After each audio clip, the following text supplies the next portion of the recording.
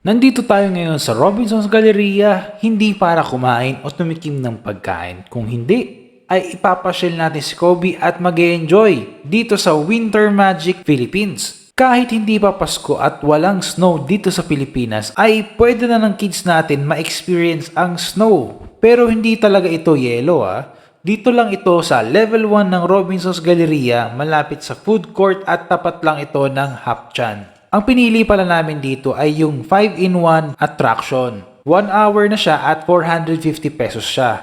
Para naman ma-experience ni Kobe lahat at siya na din mamili kung saan niya pinakagusto maglaro. Meron sila ditong snow play zone, bouncy snow castle, eco glide skating rink, snow dome photo, and winter display. Tapos meron din silang pa-souvenir. Hanggang June 9 na lang pala sila dito sa Robinsons Galleria. For more information, pwede nyo i-visit yung page nila, Winter Magic Philippines. Nag-o-offer din sila doon ng 20% discount. Sayang nga dahil hindi ko nakita yun. Yun lang. Bye!